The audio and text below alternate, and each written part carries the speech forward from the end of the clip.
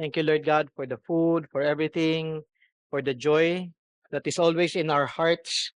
Thank you, Lord God. And as we study about biblical counseling, Lord, I pray that you will allow each one, Lord God, to remember the things, Lord, na aming pong inaaral at mai-apply po namin ito. Aming dalangin ang inyo pong patuloy na patnubay sa aming pag-aaral at tunay po na kayo ang siyang maluwalhati.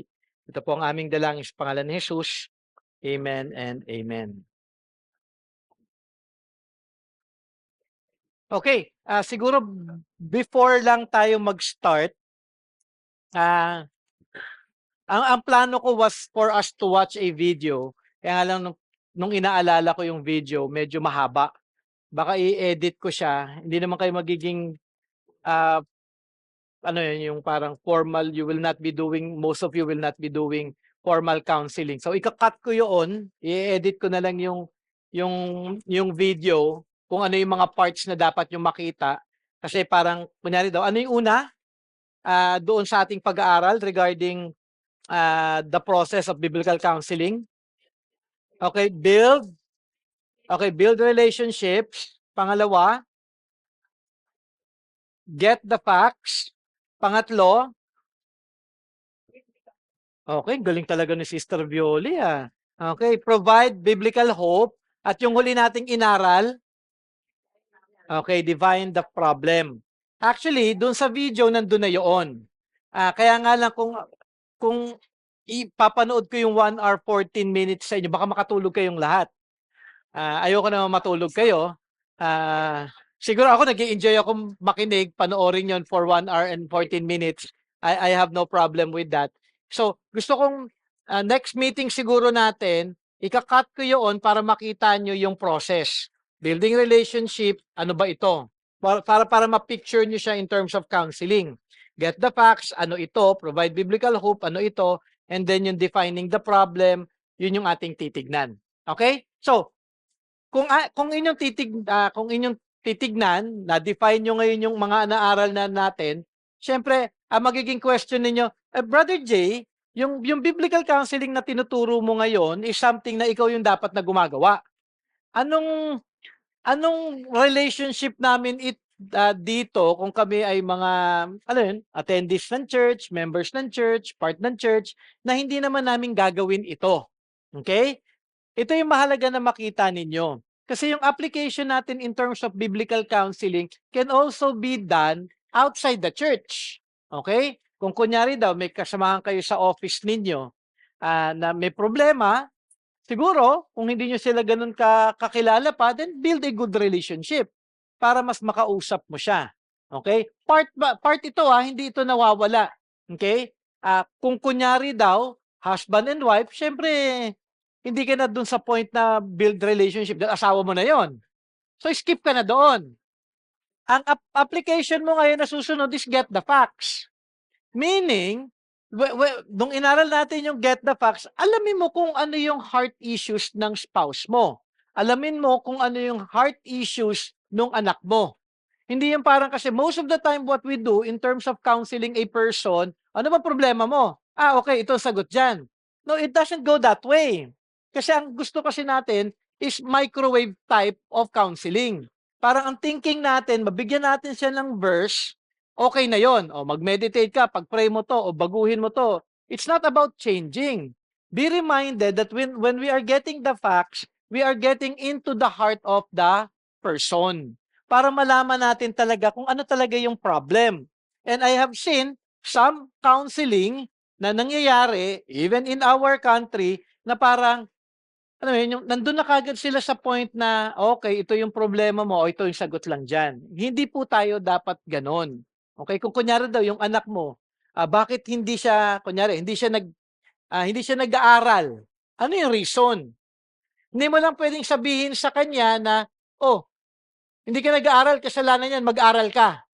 Di ba normally ganun yung ginagawa nating parents? Mag-aral ka mag-aral ka.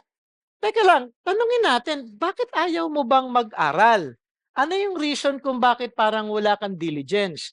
Ano yung naghihinder sa'yo kung bakit hindi ka nag-aaral? Ito ba'y dahil sa ganito? Ano ba yung ginagawa mo? Aalamin mo ngayon. Ano ba yung ginagawa mo for the whole day? Eh, the whole day naman pala, wala siyang ginawa kung hindi maglaro, mag-Facebook. Alam mo yun? Hindi talaga siya makakapag-aral. So, we cannot provide a solution, we cannot provide the right answer sa ating anak kung magbibigay lang tayo kaagad ng solution, but we are to know ano ba yung situation. Ano ba yung laman ng isip ng anak mo? Kung kunyari, tanungin mo siya, ano bang iniisip mo palagi? Can you share to me something na na na occupied palagi ang mind mo? So we are to learn those things. So, yun yung sa getting the facts. And then, syempre, kapag may problema at nabanggit niya yung problema, syempre, anong feeling ng isang taong may problema?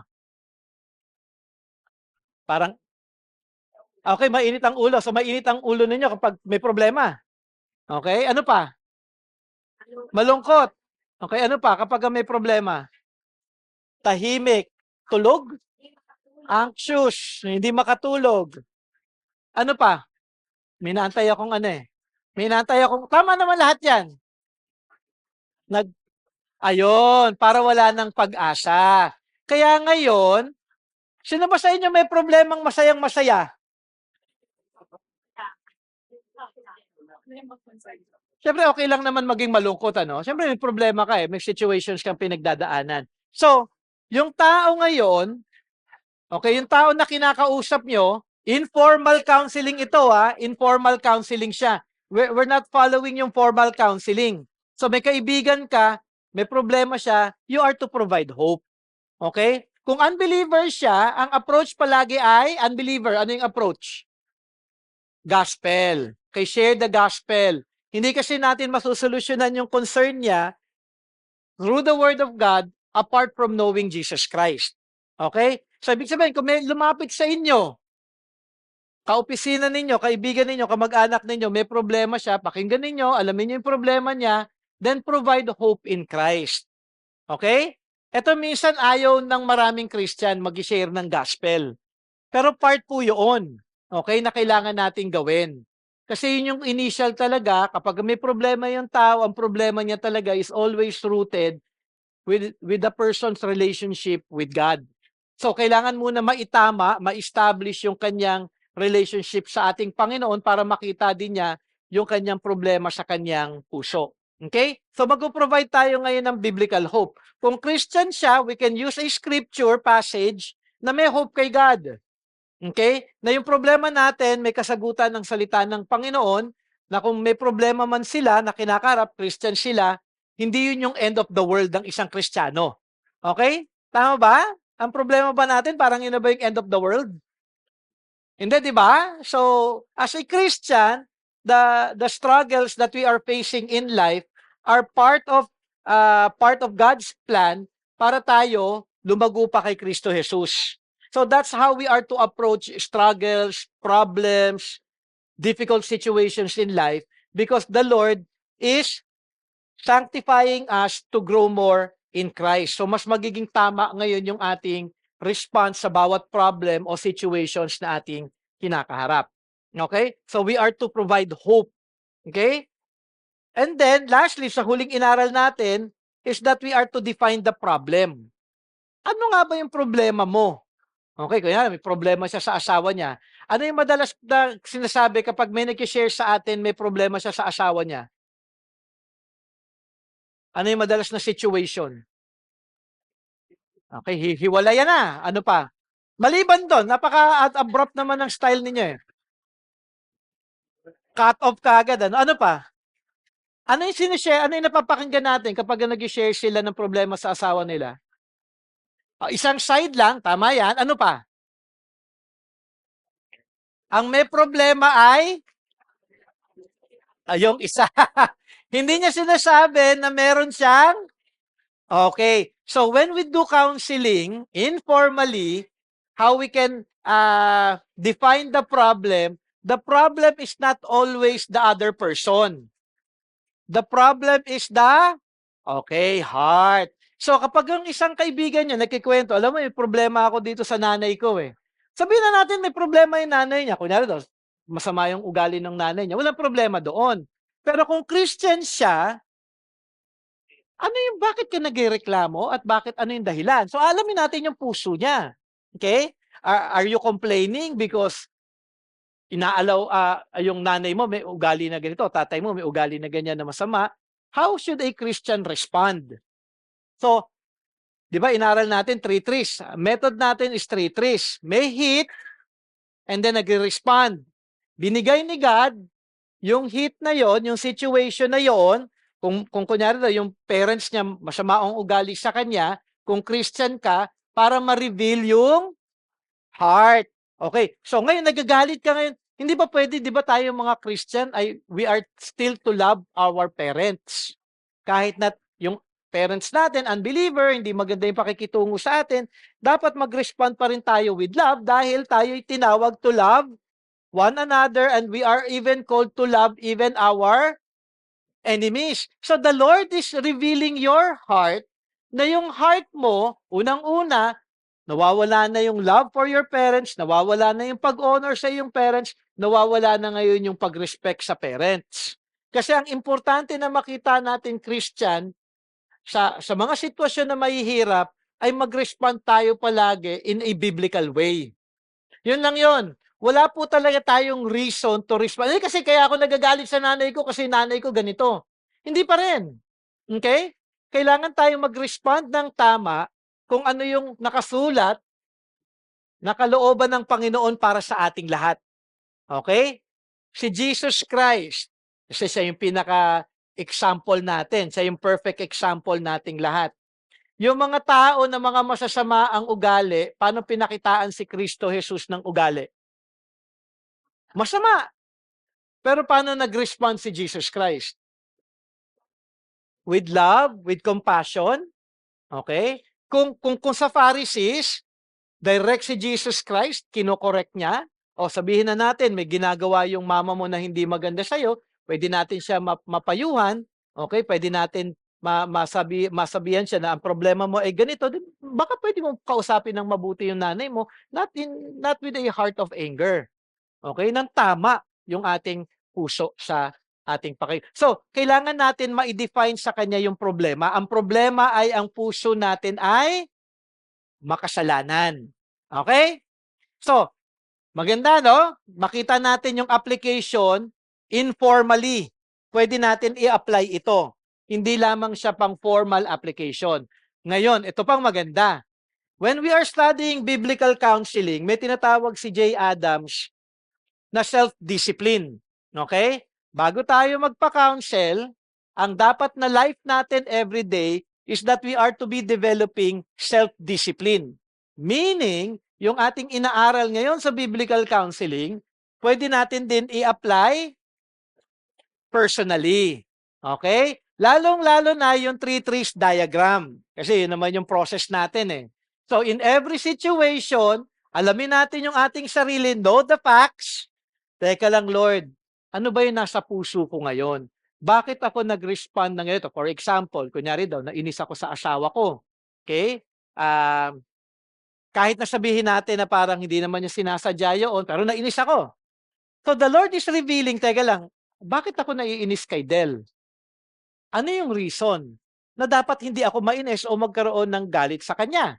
So alamin ko yung heart ko. Meron ba akong gusto na hindi nangyari? Meron bang isang sitwasyon na parang siguro ito na talaga yung ugali niya na hindi siya nagbabago, na talagang kagalit-galit na?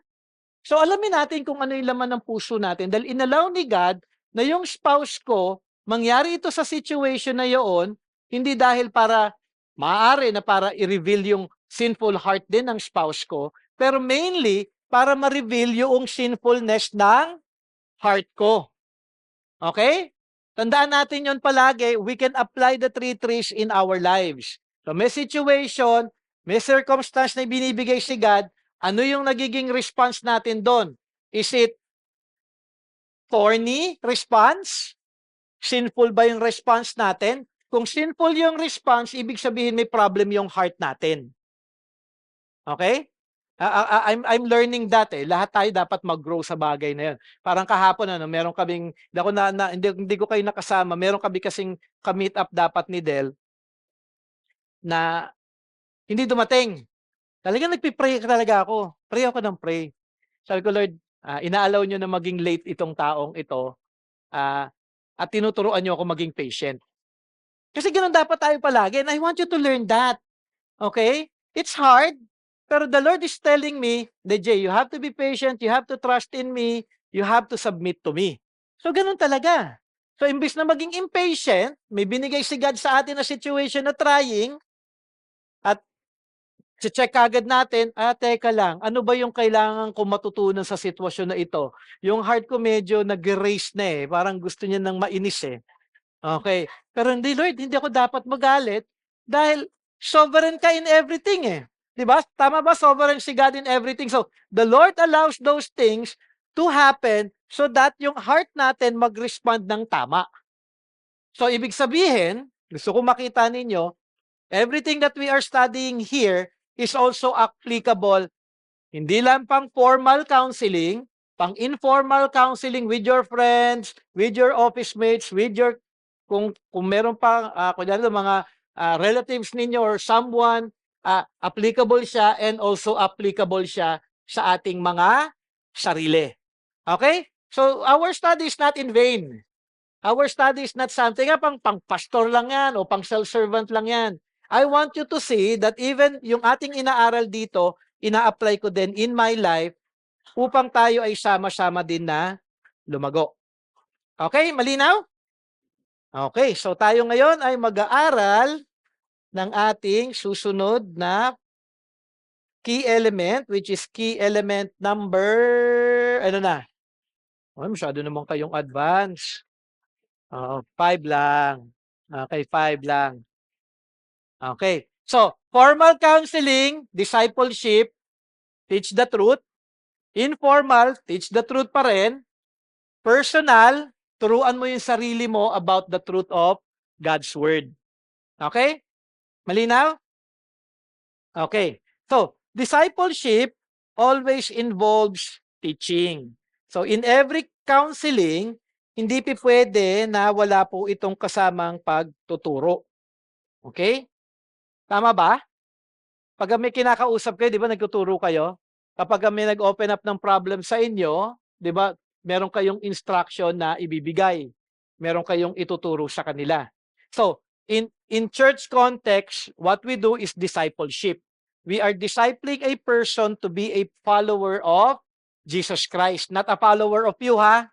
Kaya kapag magka-counsel kayo, alam mo, sundin mo yung payo ko. Which looks good, ano, parang hindi naman masama in some ways, pero you follow Christ. Siguro yung magandang alam mo, sundin natin yung salita ng Panginoon, sundin mo yung kung ano yung kalooban ng Panginoon para sa iyo para maging tama ang iyong lakad. So when we disciple, we teach that person not to follow us but to follow Jesus Christ. Okay. So, sabi nga, Jesus, the truth-telling Redeemer. Okay? Anong ginawa ni Jesus Christ? Ano yung tinuro ko sa Gospel of Luke? Yung pinaka-main purpose niya when He came down here on earth, and that is to teach, di ba? To preach the good news. So, I have to go to the other places for me to teach, di ba? So, si Jesus Christ, patuloy siya na nagtuturo ng katotohanan sa lahat ng mga tao. At tayo, if we are a follower of Jesus Christ, ganun din po tayo. Sa kasamahan natin dito sa church, in terms of discipleship, sa mga kasama natin sa trabaho, mga kamag-anak natin, patuloy natin sila na ginagabayan sa katotohanan ng salita ng Panginoon. Have you ever done that? Kunyari daw, may kunyari kasama nyo relatives ninyo, tapos meron silang mga bagay na pinag-uusapan, may papayo sila. Have you ever tried not, gusto ko sana sabihin butt in eh. Have you ever tried to be part of the conversation and then share kung ano yung truth? Dapat ganun po tayo. Kasi hindi po dapat tayo nahihiya to share the truth. Okay? Pwede naman natin hindi gamitan ng verse, but sabihan natin kung ano yung biblical principle na dapat din nilang makita. So dapat ganun po tayo bilang mga mananampalataya na nakakasanayan natin na kapag tayo, when we say something and when we give advice, it should always be rooted in the truth. Word ni God. Okay? Hindi yung idea natin. Yun yung problem actually ng psychologist, ng mga psychiatrists, because that what they're giving is intellectual idea lang nila yung lahat. Hindi yun based on the truth of God's word. So, maaari na makatulong, pero in reality, it does not help in terms of helping the person to know God and to have a right relationship with our Lord. And then, yeah.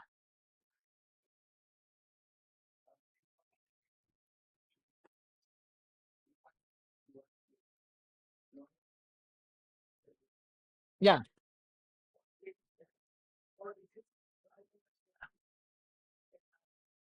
It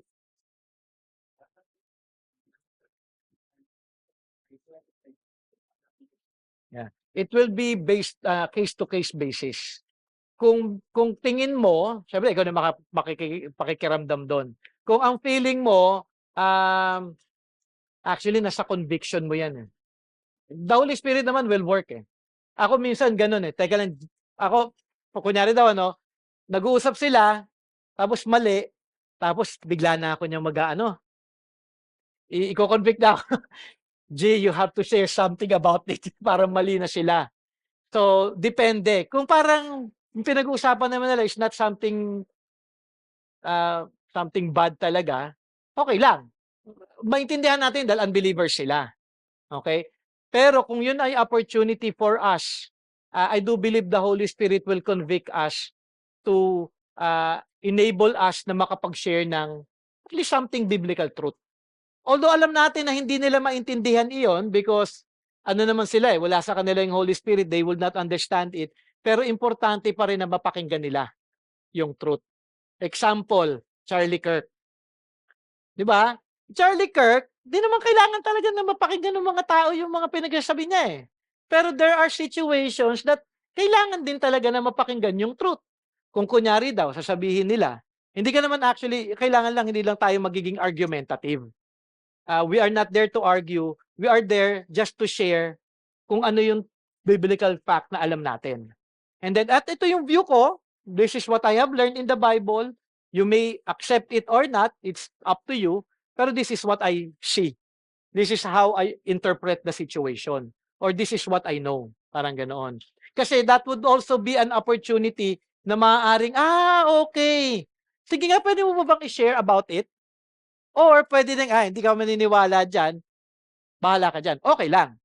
Pero we are to go to the point na baka mag-lighten up sila na maging opportunity na mas makapag-share pa tayo about the Word of God. So, parang titignan natin yung situation na yun na parang may biblical truth na dapat silang malaman. I hope mag-respond sila na alamin palalo. Pero kung hindi, okay lang. Kasi there are a lot of situation na minsan maraming mga tao parang ano 'no, natutuwa ako may kinuwento si Pastor Oscar sa akin, kasi nag-meet kami last Thursday.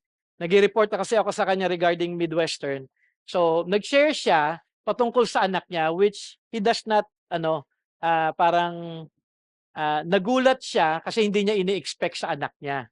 So, nagkuwento daw yung anak niya, si Ezra yung lalaki, nakakatuwa na, "Oh, how's your school?" Ganyan, ganyan, ganyan. "Oh, how do you have friends?" Ganyan. "Yeah, I share the gospel." Nagulat siya ngayon. So, sabi ni pastor, "How did you share the gospel?" Hindi pa kasi yata nag-profess yung anak niya na Christian, pero nag-share daw siya ng gospel. So, "How did you share the gospel?" Well, they approached me and then I asked them, "Do you know the gospel?" Ang galing, 'di ba? Sabi nga ni pastor, kahit kailan 'di ko nagawa yun, ah. Ang dami ko pang palabok bago ko ise-share yung gospel. Pero makikita natin with that, do you know the gospel? Puwedeng sabihin nila, "Oh, alam ko, alis na." Pero binigyan siya ng opportunity to share. Meron daw dalawa umalis, meron din dalawa yata na naiwan. So, ibig sabihin, when we share the truth, huwag tayong mahiya na mag-share ng truth kasi baka maging opportunity yon of sharing the gospel din. So, kasi kung may biblical truth tayo na binabahagi din sa kung ano man yung secular things na pinag-uusapan nila, and then if we can share a biblical truth about it, baka magkaroon sila ng opportunity na mag-isip pa more about God's truth. Okay? Malinaw? Puwedeng hindi mo gawin, hindi kasalanan 'yon. Puwedeng kung may conviction talaga yung Holy Spirit sa'yo, then let the Holy Spirit work. And because He will be the one providing din kung ano yung dapat nating sabihin. Okay? Ito lang importante, always share the truth. Okay? Huwag yung thinking natin o pananaw natin na alam natin na ito yung thinking natin na tama. Kasi marami tayong gano'n, eh. 'Di ba, marami tayong views, 'di ba? Lahat kayo may magaling sa isang bagay. 'Di ba, kung kunyari daw pagluluto, ang dami mong masasabi kasi ang dami kong alam diyan, eh. 'Di ba, wala namang problema do'n, okey lang naman 'yon. Pero sana ang maging magaling tayo, maging lumago tayo, is the truth of God's word. Kung meron man tayong magandang masasabi at alam natin, maganda sana salita ng Panginoon. So in every topic, in every situation, kasi ito'y magiging kagamit-gamit. Okay? So I hope na nakatulong yung aking sagot regarding that. Okay. The Bible ultimately points people to a person in a relationship. Jesus Christ as Savior and Redeemer. Okay? Basahin ko lang Colossians 1, verse 13, and then verse 28. Sabi doon, He has delivered us from the domain of darkness and transferred us to the kingdom of His beloved Son. Then verse 28, sabi dito, Him we proclaim, warning everyone and teaching everyone with all wisdom, that we may present everyone mature in Christ. Siyempre, ang context nito is church. So, tayo in our church, we are always to proclaim. Okay? Proclaim Christ, proclaim the truth, sabi nga, teaching everyone with all wisdom. Siyempre, dito sa ating church, and then even outside the church. Yun yung dapat na laman ng ating puso.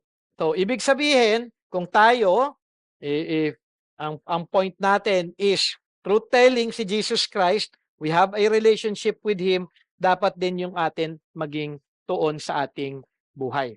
Okay? Basahin ko lamang yung quotation ni B.B. Warfield. Okay, sabi niya, our need of Christ does not cease with our believing, nor does the nature of our relationship to Him or to God through Him ever alter. No matter what our attainments in Christian graces or our achievements in behavior may be, it is always on His blood and righteousness alone that we can rest. Okay? So mahalaga na makita natin na bilang tayo may faith, ito ay ongoing because of our relationship with Jesus Christ. Okay? Real change occurs when people learn to understand themselves and their problems in the context of a living, vital relationship with Christ. Explain ko ito. Mahalaga na maunawaan natin ito kasi kung gusto lang natin na makatulong sa ating kapatiran, especially in our church, dahil Christian naman po tayo dito lahat, kailangan nila palaging naunawaan yung kanilang sitwasyon in the context of their relationship with Jesus Christ. Okay? So, ibig sabihin, kung may problema ka at yung problema mo ay sin issue, it will affect our relationship with Christ. At yun yung dapat na makita natin. Nakikita nyo ba yun kapag nagsisin kayo, it will affect your relationship with God? Dapat clear yun, ano? Ano nangyayari kapag ganun yung inyong view? When you sin,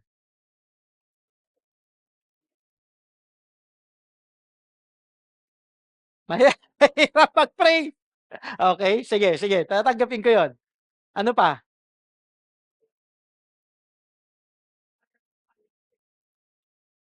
Okay, parang negative na negative, ano? Ano pa? When you sin, ano nangyayari kapag nag-sin tayo?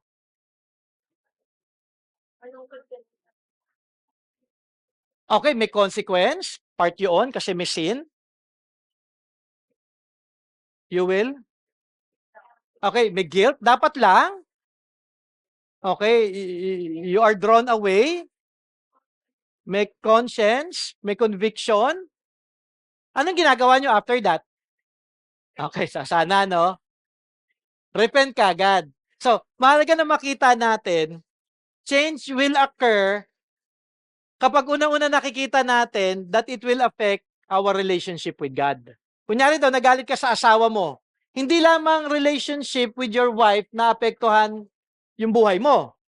It mainly affects also your relationship with God. So, ibig sabihin, ang magiging concern natin palagi, kung gusto natin maging tama yung response natin doon sa situation natin na kinakaharap, kunyari daw, example nga, relationship with our spouse, it will affect our relationship with, it's always affected yon. Ngayon, gusto ko makita ninyo na kapag ka-affected yung relationship natin kay God, in terms of what we are doing na sinful, kailangan maging wari kagad tayo. Kailangan natin kagad lumapit sa Panginoon. Kasi ang magiging solution is confession, repentance, and acknowledgement. Lord, help me na hindi ko po magawa itong kasalanan na ito. Okay? Kasi babalikan natin, application for self. Okay? May heat, may circumstance. Mahirap yung circumstance na yon. Nag-respond ka with a thorny response. Ang response mo, teka lang, masisira yung relationship ko with God. Yun yung main concern natin. Kaya nga kapag nagsisin tayo mga Christian, huwag natin isipin na ang dahilan kung bakit tayo nagsin. Ang isipin natin, Lord, teka lang, nag-respond ako ng hindi tama, sinful yung aking response, masisira ang aking relationship with you. Kailangan ko ngayon ayusin ito. Kapag yung relationship kagad kay God yung ating tinitignan, magiging tama ngayon kung marital problem, magiging tama yung approach natin sa spouse natin. Kung children yung problem natin, may problem yung anak natin, nag-sin tayo sa anak natin, may ginawa tayo, magiging tama ngayon yung magiging response natin on how we are to talk to our children.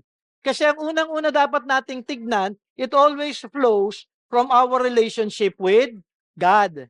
And that change will happen kung tama yung view natin at naunawaan natin kung ano yung sin na ating nagagawa, na yung sin na ito ay laban sa isang Diyos na banal. Nakukuha nyo? Kasi mahalaga po yun eh. Okay? Parang kung kunyari, kasi pinakamagandang example dito talaga si Del. Okay?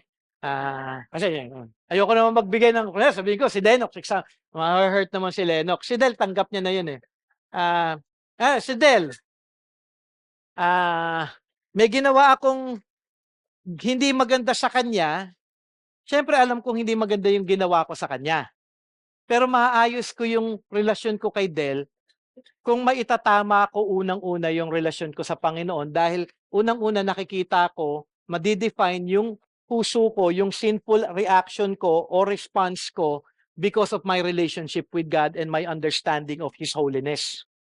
Ngayon, pag nakita ko clearly na Lord, oo nga, meron akong ginawang kasalanan at kasalanan ko talaga yon. Na-confess yun. Ngayon, lalapit ako ngayon sa asawa ko para ayusin ko ngayon yung situation ko sa kanya, magiging tama. Hindi siya magiging blame shifting. Alam mo Han, kaya ako nagalit sa iyo kasi ganyan ka eh. Hindi ganun yung magiging response ko. Alam mo Han, kung bakit ako kanina may ginawa akong hindi tama at nakita ko na rude ako sa iyo kanina, hindi loving, I was called to love you dahil ito yung nakalagay sa Ephesians, ito yung panawagan ko and I was not loving to you, magiging tama yung aking pag-resolve kung ano man yung conflict na meron kaming mag-asawa.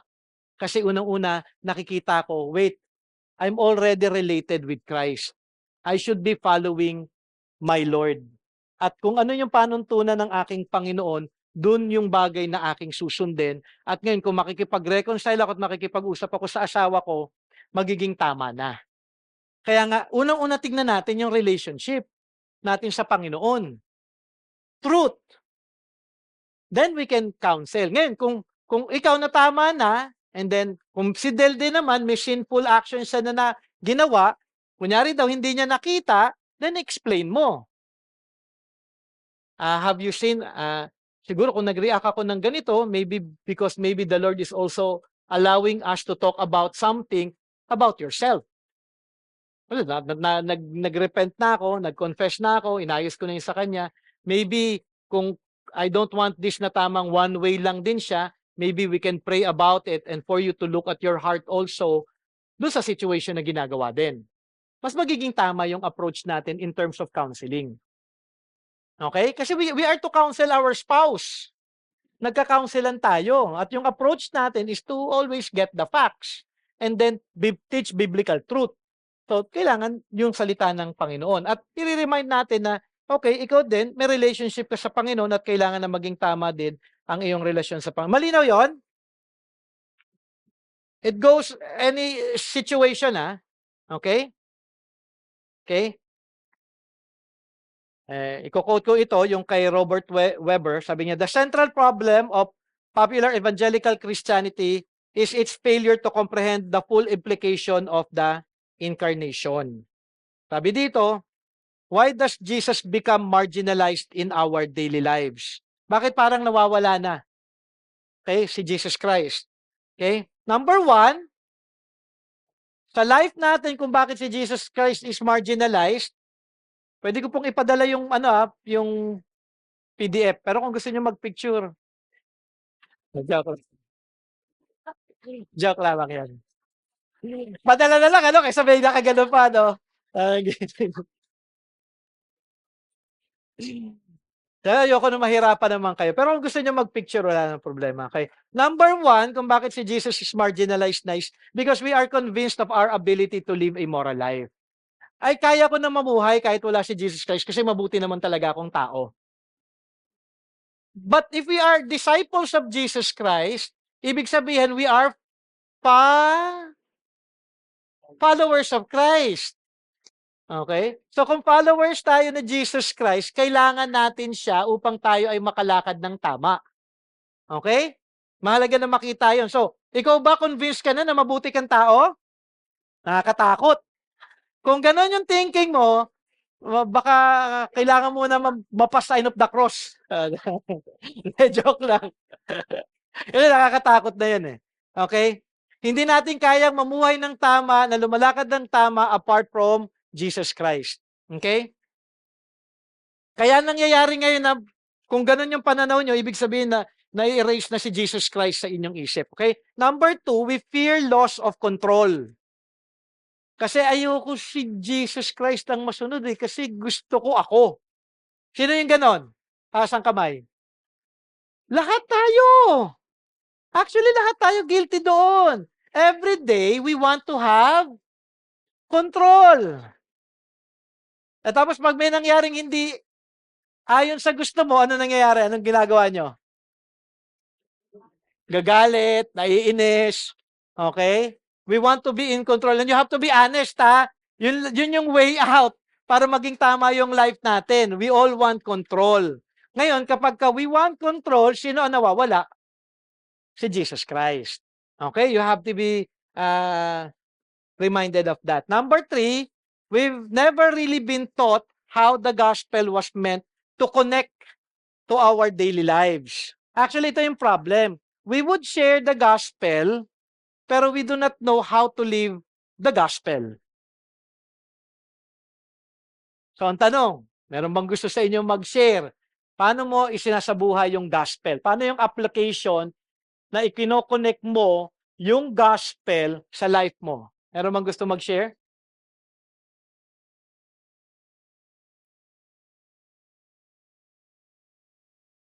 Mahalaga to. Kasi lahat tayo gospel ng gospel.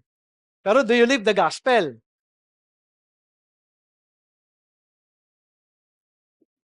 Okay, Sister Stella. Ayan, sigurado mo tama yung sagot mo, ha? Hindi, joke lang yan. Wala naman maling sagot. Baka ngayon pa lang.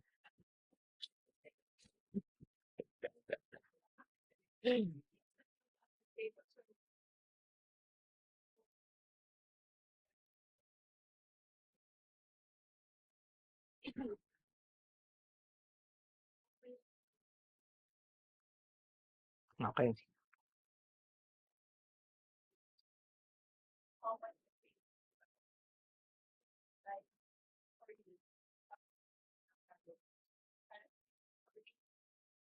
Okay. Okay. So, narinig niyo yun? Hindi. So, yung application daw ng gospel ni Sister Stella is choosing not to sin because she already know that Jesus Christ died for those sins na parang nakakahiya na, tama ba? Tama, ganun yung ano, no? Na mamuhay siya doon sa kagustuhan niya at bilang isang anak na ng Panginoon, dapat siya ay sumusunod na kay Kristo. Okay, isi-simplify ko. In my own explanation, how am I to live the gospel? Kunin natin dun sa pag-aaral natin ng what is the gospel. Ano yung apat na truths doon sa what is the gospel? God, man, Jesus, response. Okay, response. God. So how am I to live the gospel in line with my understanding of God? God is holy. So I will live a life na may fear to God, sa ating Diyos, na kinikilala ko siya na banal. So every day, I should live my life na may pagkilala sa kabanalan ng Panginoon. So it will help me ngayon na, teka lang, magkakaroon ako ng fear. Godly fear. Response to every situation. Okay. Man. Paano natin malilive out ang man? Man is we are to be reminded every day that we are sinners. Ang problem po, kapag hindi napapaalala natin sa ating sarili na tayo ay makasalanan, ano nangyayari? Nagiging mayabang tayo. Feeling natin, ang galing natin. As a sinner, saved by grace, I am then to live my life by grace. Wala akong pwedeng ipagmayabang. Kung meron ako nagagawang mabuti, it's only because the grace of God. I'm a sinner. There's nothing good within me. Di ba? Romans chapter 3, no one is good, no one does good, no, not even one. So we are to live our lives in humility. Holy si God, makasalanan ako, wala akong kayang gawin, kailangan ko biyaya niya. Okay? Number 3, Jesus Christ. I am saved by my Lord and Savior Jesus Christ. My life is not my own. It should be offered to the one who saved us. So yung life ko ngayon, para kanino na? Para kay Kristo Jesus. Diba? Yun yung living the gospel truth. Hindi na ako namumuhay para sa mga kagustuhan ko. Namumuhay na ako dapat lamang para sa aking Panginoon kung ano yung kanyang kalooban. Tatanggalin ko na, day by day, sana mamatay yung mga kagustuhan ko sa sarili ko, papalitan ko ito ng kagustuhan ng Panginoon. And then yung response. Okay, ano ba yung response? Believe and repentance. So every day, I should live my life in faith with God, believing kung sino siya. And then every day, I should live a life of, okay, because the Christian life is a life of, okay. So nakita nyo? Pwedeng may ibang application nito sa ibang mga pastor, pero ako, isinisimplify ko siya dun sa understanding natin ng gospel, kung ano yun. So, what we share about the truth of the gospel, we live it out. Kasi every truth, pwede itong maisabuhay. Hindi lang siya dapat parang gospel, nandito lang. Gospel, flowing sa life nating lahat. Okay? So nawawala si Jesus Christ kasi hindi natin nako-connect in our daily lives kung paano isabuhay yung gospel. But when we live the gospel, every day, si Jesus Christ ngayon palaging buhay sa ating buhay. Okay, malinaw? Okay, praise God. The big question, behavior or relationship? Ano nga ba yung mahalaga? Siyempre, ang mahalaga ay ang ating relationship. We are to be reminded every day that we have a relationship with Jesus Christ. I am to live my life in relationship with Him. Okay? So, punta ngayon tayo sa teaching part. Teach the truth about what? Okay? Number 1, about theology. Okay? Pagka sinabing theology, okay, ito yung mga truths about God. Okay? Kasi theo is God, study of God. Who God is and what He has both initiated and sustained. So we are to teach about God. God's truth. Okay, yun yung mga dapat na ating itinuturo. Hindi yung kung ano yung pananaw lamang natin. Number 2, what are we to teach? We are to teach about Christ. So, tinuturo natin yun. Okay, especially in counseling, pag nag-counsel tayo ng ating mga kapatiran dito sa church, you are always to remind the person about Jesus Christ. Diba? Kilala mo si Christ. Sa tingin mo, in your situation, okay, ano yung nais ng ating Panginoong Hesus na maging response mo dun sa sitwasyon na yun? Kung ating susundin si Kristo Jesus, okay, sa tingin mo, paano tayo tutugon nang may pagsunod kay Kristo doon sa sitwasyon na pinagdaraanan mo ngayon? Nakukuha nyo yon? Kasi kailangan natin maipakita at maipresent si Jesus Christ. Kunyari daw, meron taong galit sa'yo. Paano si Jesus Christ nag-respond sa mga taong galit sa Kanya? Pero ang pananaw ng tao, pag may galit sa atin, ano yung response ng pananaw ng tao? Okay, dapat galit ka rin. 'Di ba na naalala nyo yung memorial kay Charlie Kirk, yung sabi ni Donald Trump, ito yung bagay na hindi ko susundan sa kanila because I hate my enemies. Hindi ko alam kung napanood nyo yun, ano? Ano sinabi niya? I hate my enemies. I hate them. Pero hindi yan Christian. Kasi ang panawagan ni God is to love our enemies. Biblical. Okay? So, si Jesus Christ, meron tayong example na yung mga taong may galit sa Kanya, namuhay pa rin si Jesus ng may pag-ibig sa kanila. So, let's teach about Christ. Christ attitude, Christ words, Christ teaching, Christ character, ituro natin ito. Number 3,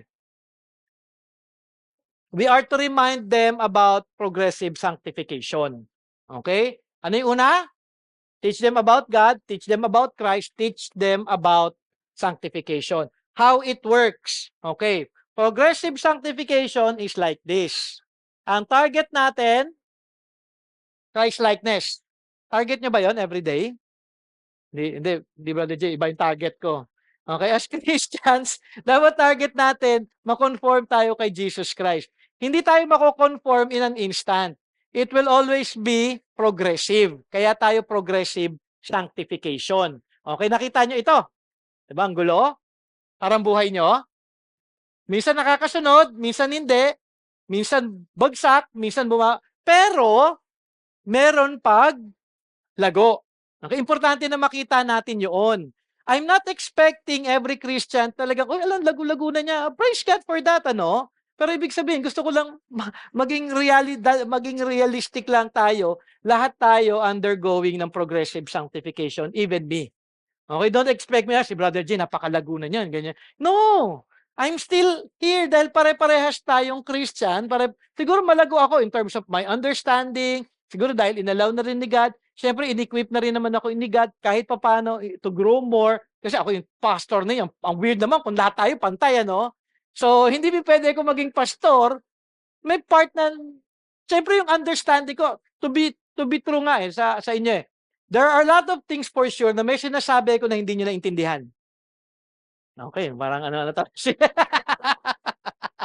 Ang gusto ko kay Sister Violi, hindi nyo naintindihan kasi iba na yung understanding ko. Okay? And I understand kung hindi nyo ako naintindihan, ngayon tinutulungan ko kayo na makaabot din doon sa understanding ko, kaya ako nagtuturo palagi. Okay? Kaya nga, most of my teaching is always practical. How to do it? How are you to experience it? How are you to see it in your lives? Okay? So, tayo ngayon, syempre, magpapatuloy tayo. The time of salvation, na-justify tayo. Ngayon tayo, progressive sanctification. In time, darating tayo dito. Okay? So, ibig sabihin, yung perfection, marireceive lang natin when we see Jesus Christ. Okay? So, ano ibig sabihin noon? Kailangan natin maging diligent sa ating paglago kay Kristo Jesus. Huwag na huwag niyong iisipin, okay na ako. Wag na wag niyong iisipin na naka-attend ako ng katulad kunyari truth, ano yun? Speak the truth, 'di ba? Speak the truth in love, Ephesians, tama ba? So, hindi porket naka-attend ka ng gano'n, eh, alam ko na mag-speak the truth. Totoo ba 'yun? Hindi, hindi. Process pa rin 'yan, okey? Kailangan pa rin kayo i-sanctify ni God, lahat tayo ganoon, okey? Pero gusto ko makita ninyo na hindi kayo unang-una na maging, tawag doon, ah, mahulog sa sinful contentment, okey na ako sa Christian walk ko. Huwag niyong iisipin 'yoon.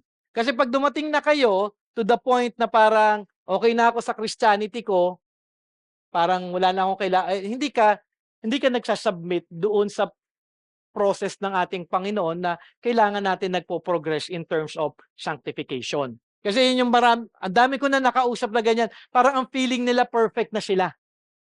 Meron nga akong isa, "Oh, hindi ka ba attend ng conference?" "Hindi, alam ko na lahat yan, application na lang."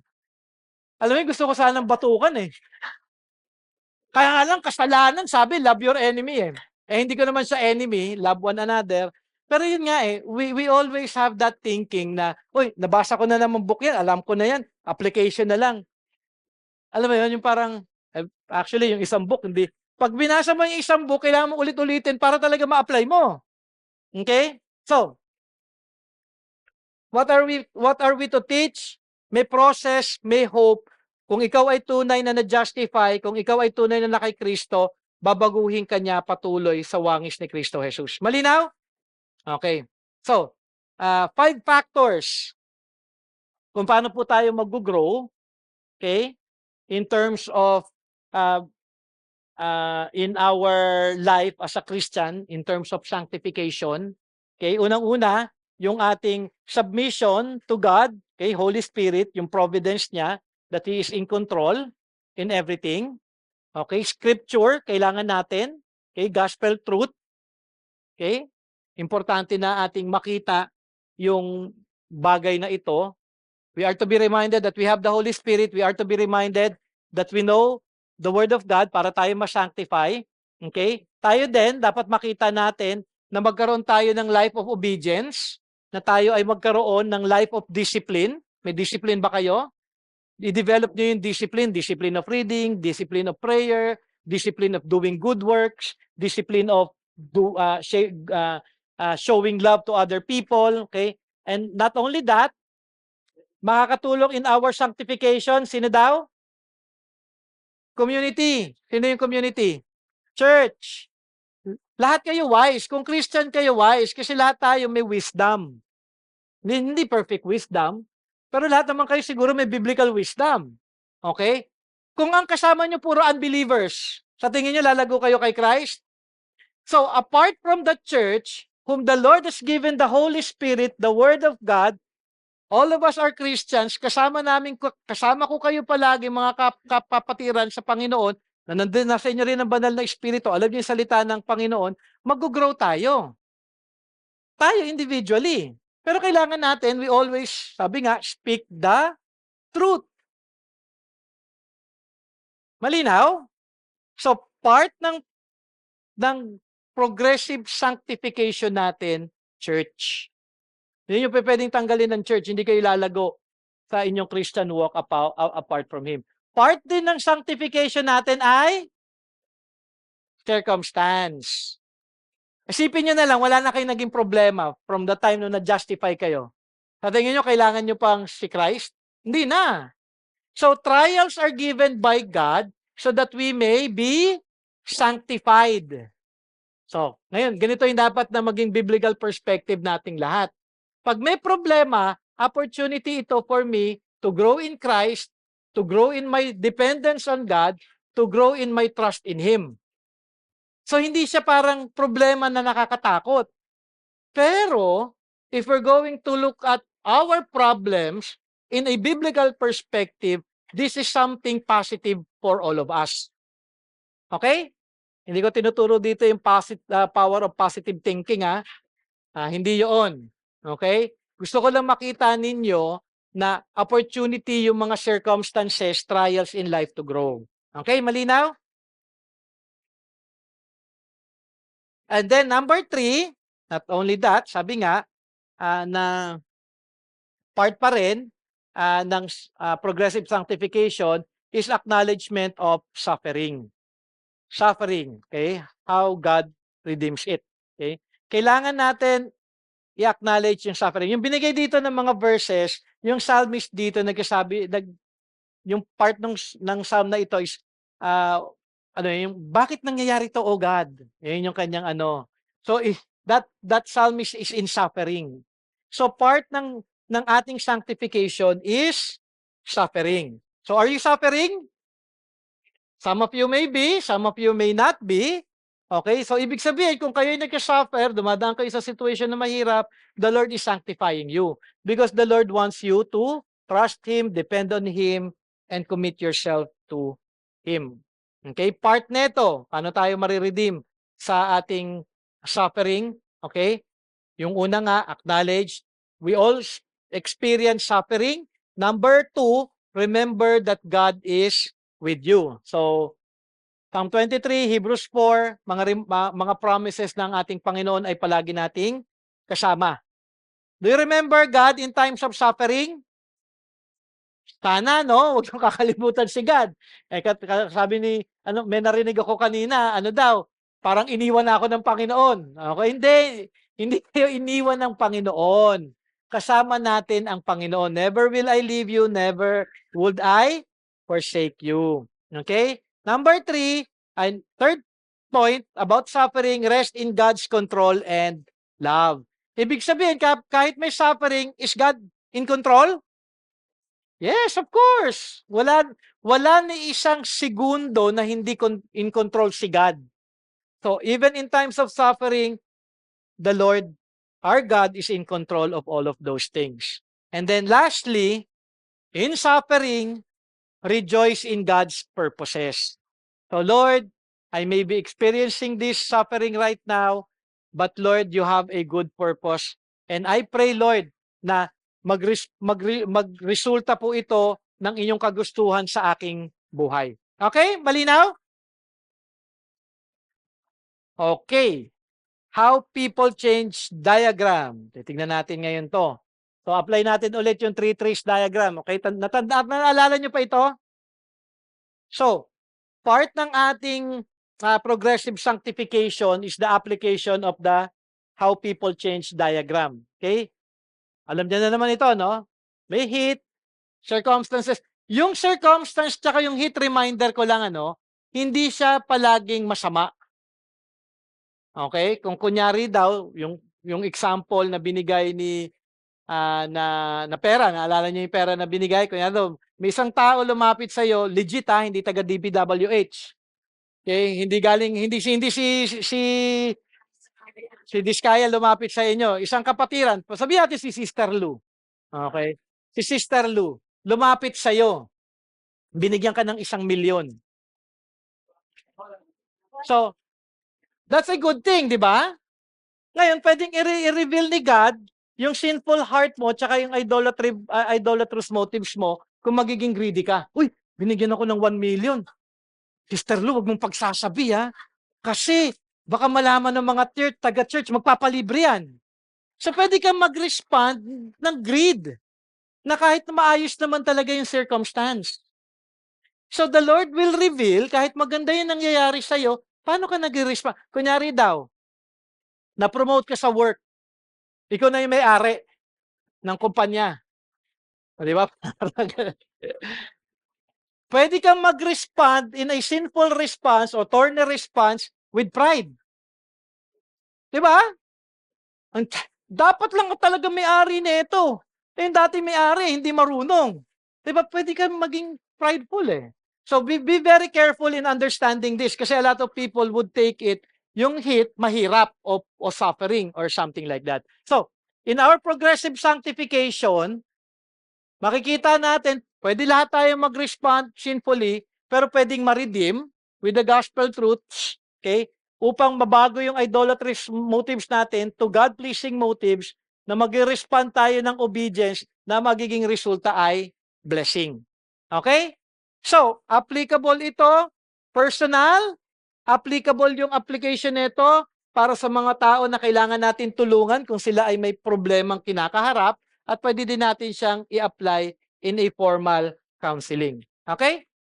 So, progressive sanctification means beholding Christ is to become like Christ. So, yung purpose ng sanctification is to be like Christ. Tinitingnan ko kayo kung nagiging kamukha nyo na si Christ. Joke lang. So, I do hope, no, nakikita nyo. I'm thankful kapag ako kunyari daw, I'm learning how to love my wife biblically. I thank the Lord. Lord, thank you dahil binibigyan niyo po ako ng heart na biblically I'm loving my wife. Even si James. Okay? My relationship with my son. Kung mas may self-control na akong hindi mainis. Di ba? Ibig sabihin, kahit na may ginagawa siyang minsan nakakainis at di na ako nag-response ng inis, but with love and understanding and patience, ibig sabihin, binabago ni God yung heart ko. Hindi dahil magaling ako, pero I'm experiencing the grace of God sanctifying me, changing my heart to be more like my Savior, Jesus Christ. Okay? Because you are a new person in Christ, live like a new person in Christ. Ephesians 4:20-32, 5:8, Colossians 3:9-10. Malinaw yon? Tatandaan nyo to, ha? Araw-araw ang prayer natin, Lord, help me to be conformed like Jesus. Lord, help me to be like my Savior. Okay? Okay, the Bible, number 4, not only progressive sanctification, paano tayo magka-counsel, at ano yung mga bagay na dapat nating ituturo sa kanila, the Bible-specific instruction concerning the issues the counselee is facing. Okay? So, ibig sabihin, dapat alam natin yung instruction ng word. So, para mabigay natin yung instruction ng word, kailangan natin, para malaman natin yung instruction ng Diyos. Okay? Anong kailangan natin gawin sa Bible? Bible lang? Okay. Read and study, read and study, read and study. Okay, mapapansin niyo yan sa life ninyo, okay? Kapag yung words ninyo palaging about the Word of God, biblical principles palagi ang lalabas sa inyong mga labi. Okay? So, Bible-specific instruction, establish a specific agenda, expect a resolution to do it, by grace, I will. Okay, magbibigay tayo ng resolution natin. Aaralin ko ito, ituturo ko ito. When we do, okay, when we give specific instruction coming from the Word of God, we are to be sure. Okay, ano yung sabi sa Ephesians, sa 2 Timothy? 2 Timothy chapter 2:15, sabi doon,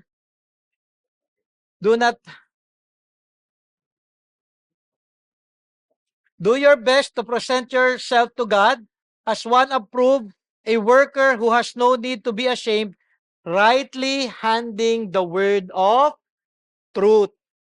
Okay, kaya nagpunta si Pastor Kito dito, nagturo about hermeneutics para you should learn how to handle the word of truth. Kasi tinuruan kayo how to study the word of God. Naalala nyo pa ba?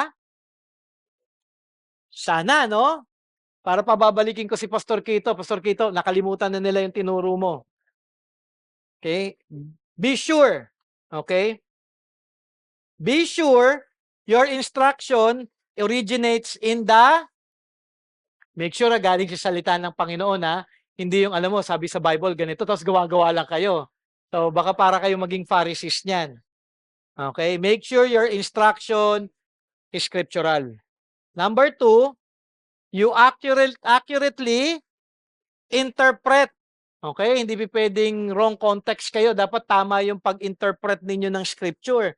Alamin nyo yung context, alamin nyo yung background, bakit ito sinabi. Okay?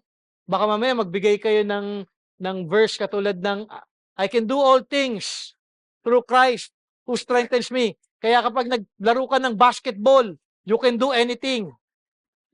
Tama ba yon? Mali. Okay? Ano yung itinuturo dun sa passage na yon?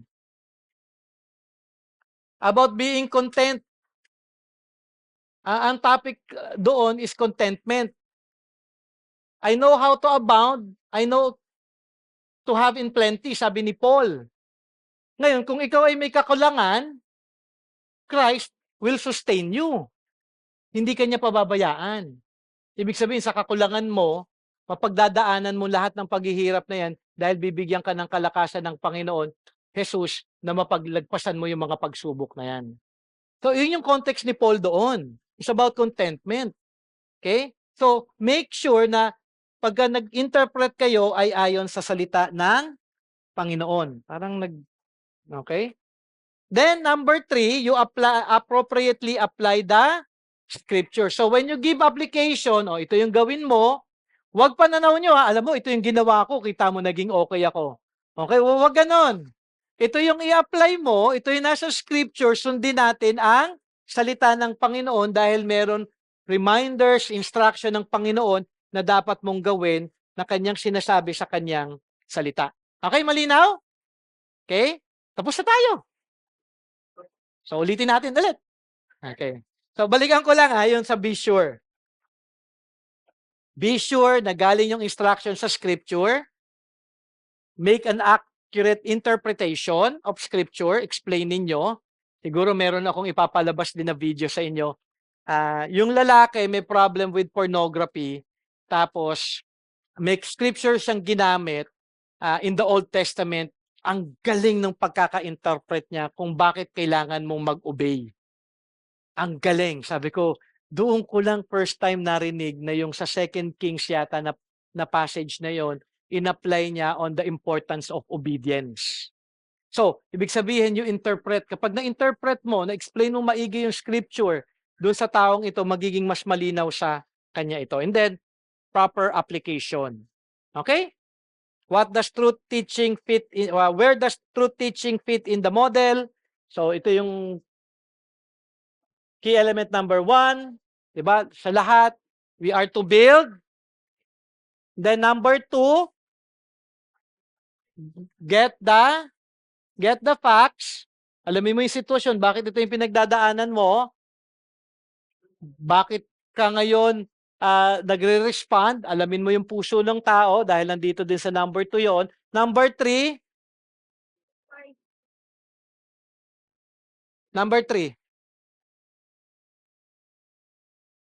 wala na nakaalala? Ako din nakalimutan ko eh. Nagblanko ako ngayon eh. Define the problem. Number 3, provide hope. Okay. So, dito tayo, dahil na-provide na yung facts, alam na natin yung problem ng heart niya, magpo-provide tayo ngayon, kung nasa sinful situation siya, ng hope. Kung ikaw ay naipit sa kasalanan, may pag-asa na ikaw ay maialis pa dyan sa sitwasyon mo na kasalanan. Okay? Number 4, okay, didefine mo na yung problem dahil alam mo na yung facts, nagbigay ka na ng hope, ipakita mo ngayon sa kanya yung idolatrous motives niya. Okay?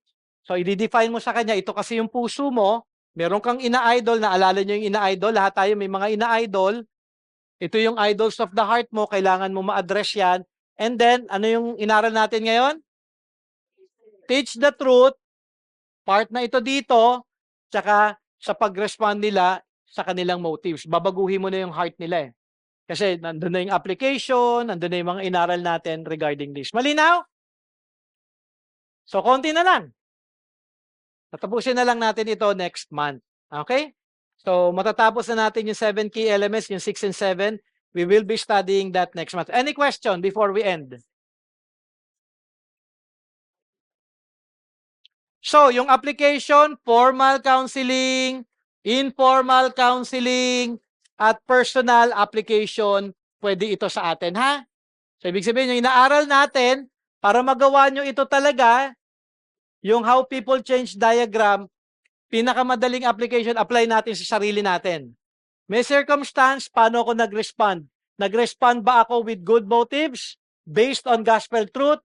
Naging obedient ba ako? Resulta ng aking obedience will be blessing. Paano ako nag-respond dun sa hit na yon? Naging sinful response ba ako?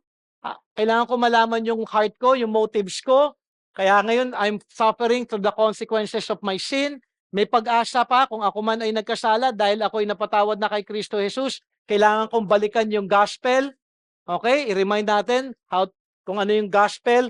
And then, kailangan natin mabago ulit yung puso natin upang tayo, sa bawat pagkakataon na ibibigay ng ating Panginoon, mag-respond tayo with obedience upang magresulta ito ng blessing. The blessing is growing in Christ-likeness. Okay? The blessing itself is Christ. Nag-grow tayo, and the more we grow in Christ, the more we will glorify. What is the chief end of man? To glorify God and enjoy Him forever. So yun yung blessing. Ang goal natin is to be Christ-like so that we may be able to glorify God. Okay? Hindi nyo nag-glorify si God kung ang tingin nyo kayo mabuti.